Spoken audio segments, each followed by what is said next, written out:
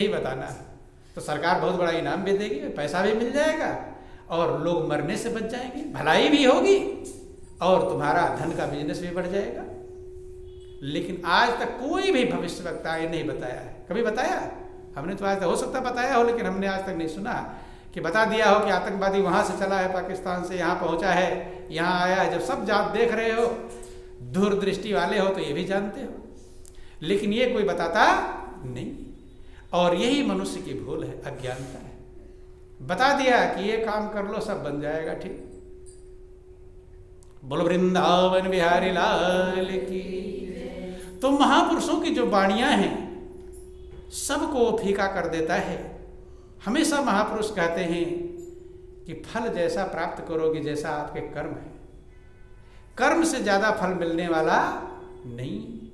भाई 2 बीघे में आपने गेहूं बोया है तो 2 बीघे का ही काटेंगे या 50 बीघे का काट लेंगे? कितने का काटेंगे? 2 ही बीघे का काटेंगे। लेकिन मनुष्य कितना अज्ञानी और नादान है, सोचता है छोटा सा ही तो काम बता रहा है, ज्यादा बड़ा थोड़ो है, कर ही लेंगे। नहीं समझ में। तो जो प्रभु का प्रेम है, आधा इधर गया आधा उधर गया, ना इधर का हुआ ना उधर का। महापुरुष कहते हैं भाव की कीमत है। किसकी कीमत है? भाव। भाव ही की कीमत है। गौर करना, भाव जरा सा भी इधर उधर हुआ, ट्रेन चलती है ना, कितनी स्पीड से चलती है, पटरी पर चलती है। पटरी पर ट्रेन रहे अच्छी बात है, लेकिन पटरी से एक पहिया अगर उतर जाए उसका तो एक्सीडेंट है, झंझट है।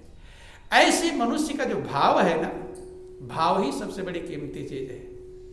और इसीलिए आप सुनते हैं भगवान कहते हैं कि मैं भाव का भूखा हूं। किसका भूखा हूं?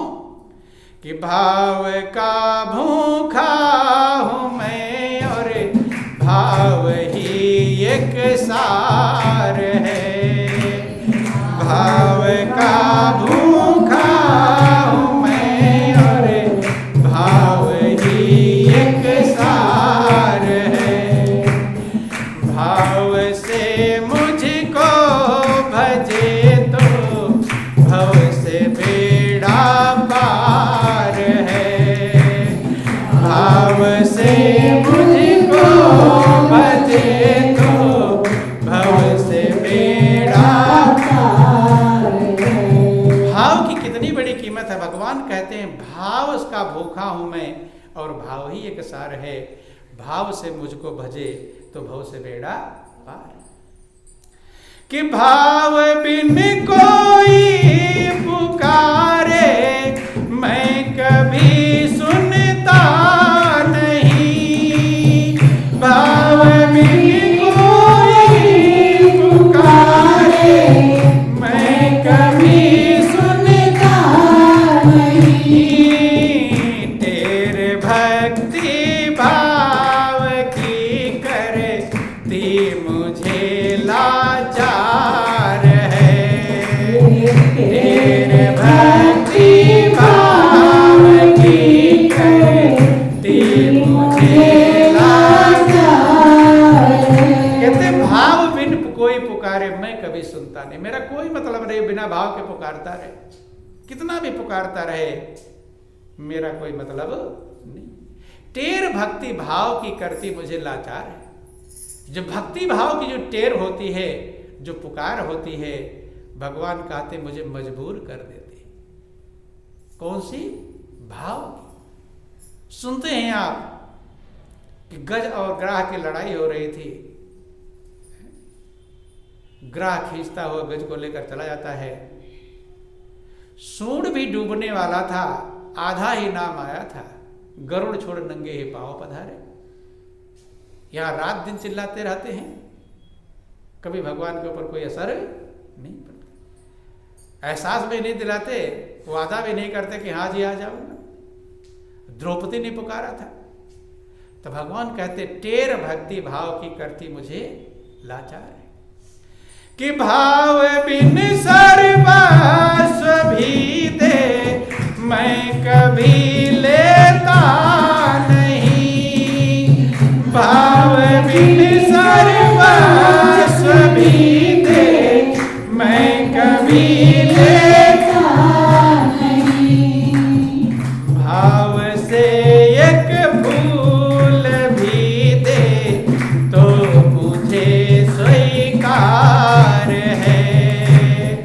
भाव से एक फूल भी दे तो मुझे स्वीकार है।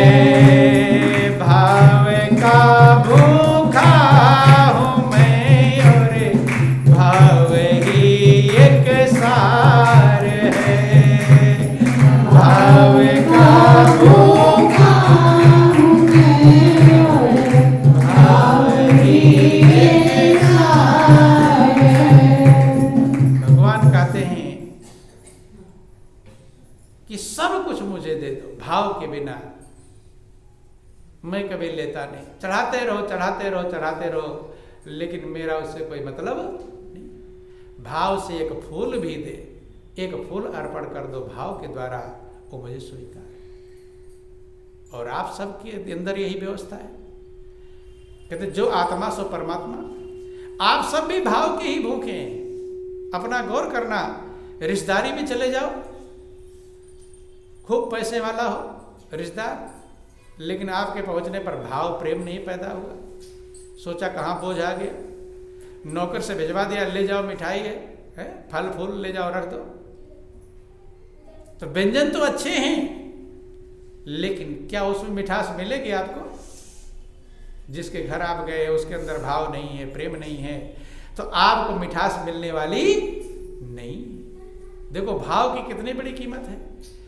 एक ही भाव बहुत ऊंचा उठा देता है और भाव गिरा भी देता है। थोड़ा बुरा मत मानना, समझाने का प्रयास करते हैं कि अभी कोई पुरुष है, किसी स्त्री को कहा था आज बैठ जा बगल में, बैठेगी? अच्छा मानेगी बुरा? क्या मानेगी? बुरा। बगल में बैठने को कहा दिया बुरा है, लेकिन वही जब बस में बैठ कर जाते हैं तब जगह नहीं है, तब कहते जरा सा जगह दे दो। कहते हैं कि मेरी बहन को बिठा लो, मेरी माँ को बिठा लो, मेरी पत्नी को बिठा लो, बिठाते हैं।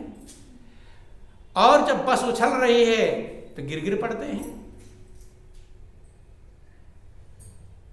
ऊपर गिर रहे हैं, लेकिन वहां भाव अलग है और यहां भाव अलग है। यहां का भाव बुरा है और वहां का भाव कोई अंतर नहीं है। भाव की कीमत है, गौर करना, विचार करना। तो भगवान कहते भाव का भूखा हूं मैं और भाव ही एक सार है, और भाव से मुझको भजे तो भव से बेड़ा पार। भाव की सबसे बड़ी कीमती चीज है। इसलिए आगे कहते हैं कि जिसके अंदर भाव नहीं है उसकी मुझे चिंता नहीं, कि भाव जिस जन्मे नहीं उसकी मुझे चिंता नहीं, और भाव वाले भक्त का भरपूर मुझ पर भार है। कि भाव जिस जन्मे नहीं उसकी मुझे चिंता नहीं, भाव जिस जन्मे नहीं उसकी मुझे चिंता नहीं, भाव वाले भक्त का भरपूर मुझे पर भार है। भाव वाले भक्त का भरपूर मुझे पर भार है। महापुरुष समझाने का प्रयास करते हैं कि जिसके अंदर भाव नहीं है, भगवान कहते हैं उसकी मुझे चिंता नहीं, लेकिन जिसके अंदर भाव है उसका पूरा भार मेरे ऊपर है। किसके ऊपर? भगवान कहते हैं कि उसकी पूरी, भगवान कृष्ण ने गीता में अर्जुन से कहा, अर्जुन योग क्षेम वहम में हम, कि मैं उसका योग क्षेम कुशलता का मैं ध्यान रखता हूं, वहन करता हूं। किसका? भाव वाले भक्त का भरपूर मुझ पर भार है। भगवान कहते भक्त हमें बांध लेते, कि बांध लेते भक्त मुझको प्रेम की जंजीर में, बांध लेते भक्त मुझको प्रेम की जंजीर में। इसलिए होता पर अवतार है, इसलिए होता मेरा इस भूमि पर अवतार है। भक्तों के प्रेम की जंजीर में भगवान बंध जाते हैं। भगवान के लिए कोई बंधन नहीं है, एक बंधन है, वो है प्रेम का बंधन। बांध लेते भक्त मुझको प्रेम की जंजीर में, वो इसलिए होता मेरा इस भूमि पर अवतार। भगवान कहते भक्तों के प्रेम के बंधन में भगवान बंध जाते हैं। भाव की कीमत है, और यही कारण है कि भाव जिसके अंदर रहा तो भगवान ने प्रहलाद को आग से बचाया, पहाड़ से बचाया, कहां कहां बचाया। इसलिए भाव सबसे बड़ी चीज है। भाव को संभालने का प्रयास करें। कहीं अज्ञानता के चक्कर में, कहीं धोखे के चक्कर में, कहीं लोगों के ठगों के चक्कर में हमारा भाव डाउन न हो जाए, गिर न जाए।